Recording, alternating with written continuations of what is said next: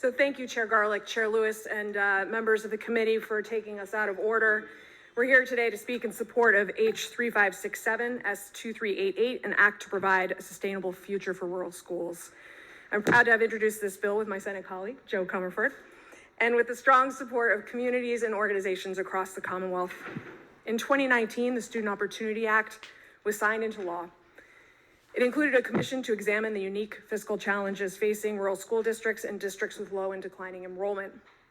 The commission's final report included 36 recommendations, many of which are included in this bill.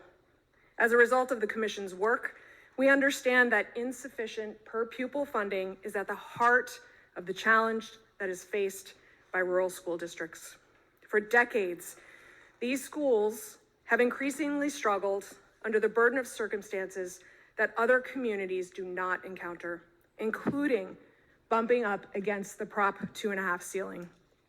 Declining populations, stagnant or declining tax bases, and legacy costs, in combination with the disproportionately high costs of educating students in smaller schools, have left our districts with funding deficits and our communities with impossible choices to make. Several provisions in this legislation are designed to address the very distinct challenges facing rural schools, but of course, top of the list is the $60 million required for rural school aid. I'm grateful to House and Senate leadership and the Healy-Driscoll administration for their significant increase to rural school aid in the FY24 budget, but our schools need a consistent, adequate, and reliable funding stream. Through the commission's efforts, we also found that there were provisions that could benefit all schools, including fully funding transportation, assisting with shared services, and other measures, including the need to fully examine special education here in the Commonwealth.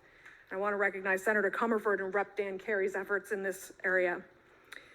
Today, you will hear from some phenomenal students, teachers, school committee members, superintendents, town officials, and others who will speak much more eloquently than I ever could about the need for this legislation to ensure that every student, regardless of their zip code, receives the same educational opportunities across our great Commonwealth. Thank you again, Chairs Garlick, Chair Lewis, members of the committee, for your consideration of this legislation. I respectfully request that you report this bill out favorably. Thank you. Thank you, Representative Blais, for that testimony. Chair Garlick, Chair Lewis, honorable colleagues, thank you for affording me this opportunity.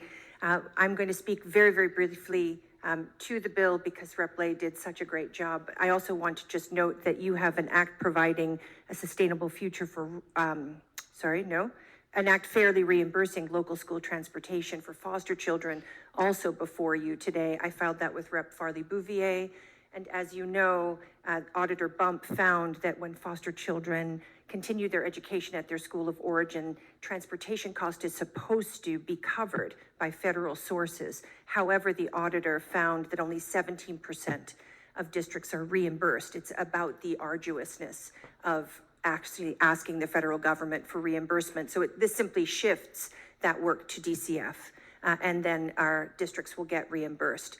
I'll submit written testimony, but let me just say that on an act providing a sustainable future for rural schools, I want to highlight a passage where the Rural School Commission, I want to thank Representative Blais for her work on that, came to a very stark conclusion, quote, and this is a unanimously held report, quote, rural school districts in Massachusetts struggle with a set of challenges that have left many students with less than they need and deserve. That's a stark fact embodied by that rural schools report. So that's why we're here, chairs and committee, to ask this committee to use our authority as legislators to allow students from every corner of the Commonwealth to have the same opportunities to learn and grow and be successful. The Commission's findings must be a wake-up call for all of us. The math is brutal in local communities, and we can no longer ignore it. As Rep. Blais said, well, Prop 2.5 is bringing major collisions to small towns. With declining enrollment, costs do not fall commensurately. That's what the report found To avoid deficits, cuts must be made to core enrichment programs, to special education, to honors classes, to libraries, to counseling, to health services, you understand, and to all after-school opportunities in some cases. And then strap local governments on top of that, have to make brutal decisions. Is it a firefighter or a teacher? Is it garbage collection or someone at the recycling center? Or is it a special educator? So I would say that this committee should be rightfully proud of the Student Opportunity Act, which transformed school funding in the Commonwealth and is strengthening opportunities to learn and thrive for many, but not for all Commonwealth students. I was proud to vote yes on that bill, proud, and I'm so grateful to this committee for its leadership. And now Rep. Blais and I are coming to ask the committee to finish the job by addressing the glaring and unique needs and challenges in rural school districts. So we're going to submit a section by section, which you have thanks to Rep. Blais' efforts. We have many people here to testify before you, and I hope you receive their testimony, and I say this with respect and love for your work, with the urgency that we feel.